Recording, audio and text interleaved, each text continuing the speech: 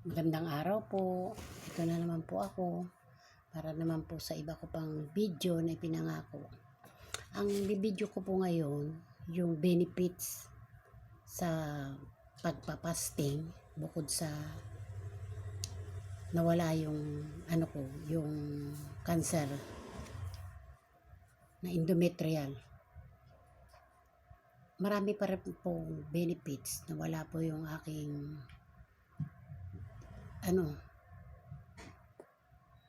hypertension, yung mata ko luminaw, nagnormal yung aking thyroid, yung aking mga uric, cholesterol, yung aking CBC, walang naging problema. Natapos ako sa journey na ito nang wala akong reseta o maintenance. Wala akong arthritis, wala akong rheumatoid. Walang naging problema sa health ko. Lahat ay normal. Sabi nga ng doktor. At 63, wala ka kahit may anong maintenance. Sabi nga.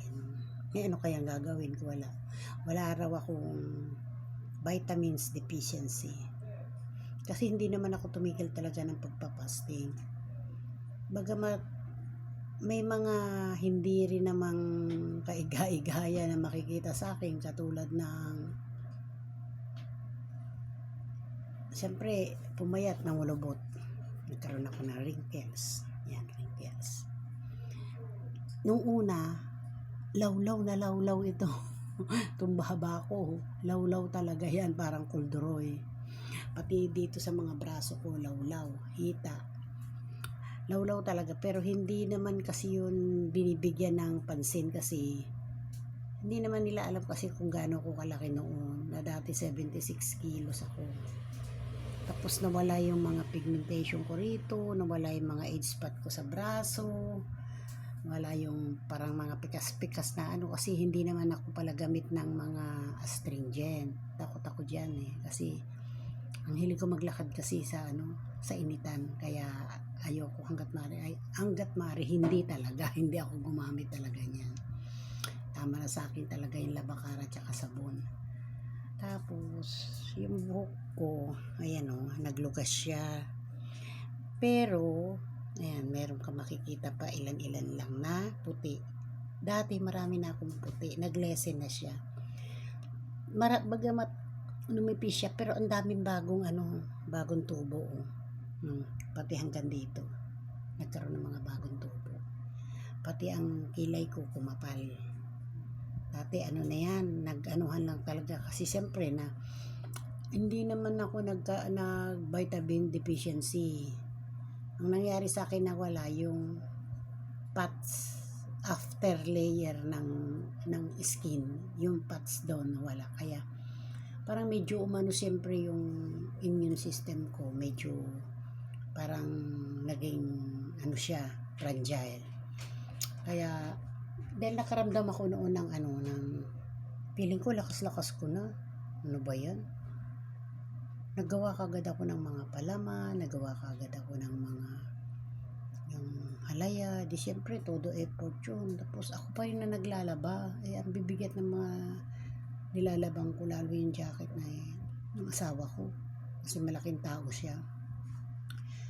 Yung pala, first thing naramdaman ko na parang may sumakit na dito sa braso ko by month of June. Hindi ko ininda yun, hindi ko pinansin, sige pa rin ako. Parang gusto ko gumawa, tapos takbo, exercise. Umabot siya ng month, hindi na siya nalis, tapos nahihirapan na ako sa gabi, talagang kumikirot siya. Patingin na ako, x-ray ako. Tapos yun nga lumabas, yung ligament ng ng buto ko. Ang pagitan ng buto, numipis na. Tapos, siyempre, nawala na rin yung taba. Tapos, yung dito sa muscle ko, at bone, yung tendon ko, parang lumipis din. Pero hindi naman siya na-fracture. Pero napakasakit niya. Yung pala wala palang gamot dyan. Wala, ang pain reliever hindi pala tumatagos dyan, hindi pala maano, yan pala nagsi-self healing yan within 3 to 6 months, kusa lang siyang gagaling pa unti-unti. Wag mo na lang i-stress. Minsan napapaano rin ako kahit na ayoko sanang kumilos, pag meron akong nakikita kailangan ikilos, kumikilos talaga ako yan, kaya yun ang naging side effect. Tapos syempre yung 1 meal a day ko, tapos wala naman akong kinakain na carbo, para sabi mo minsan 3 days bago ako magpupo.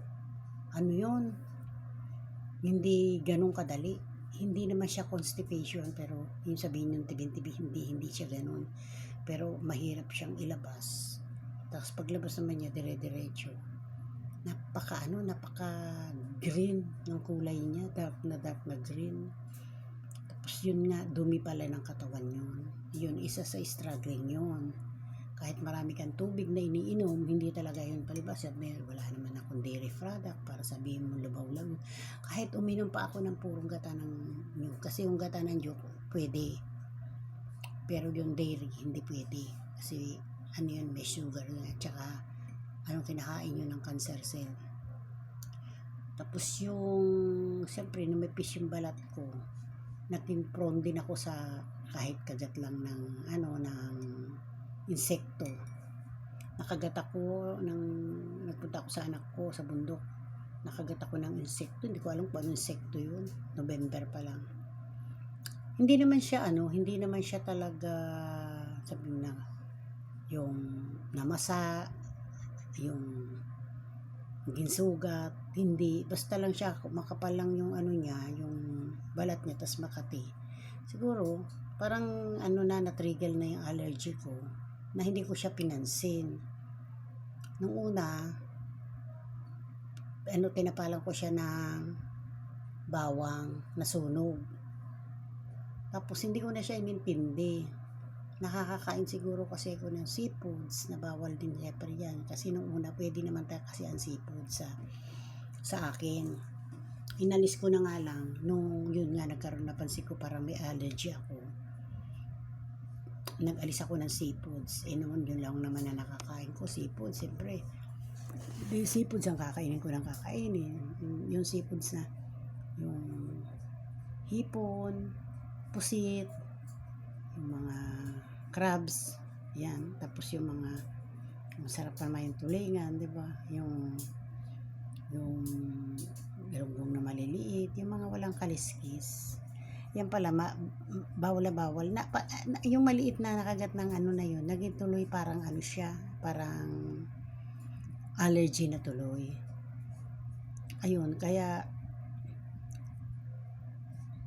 yun, hanggang ngayon, parang inaano ko siya na paano gagamutin. Nagkaroon tuloy ako ng allergy ka. Yun ang mga worst na naranasan ko rin. Pero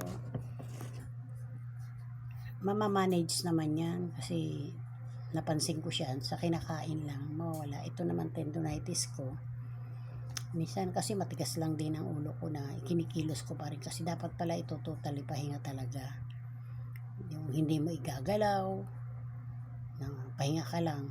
Minsan pag pumunta ako naisip ko pumunta ng palengke, ayun, nabibitbit ko yung mabigat. Kaya dito muna tayo. Sa susunod naman, yung iba naman ibabahagi ko rin sa inyo. Salamat sa Diyos.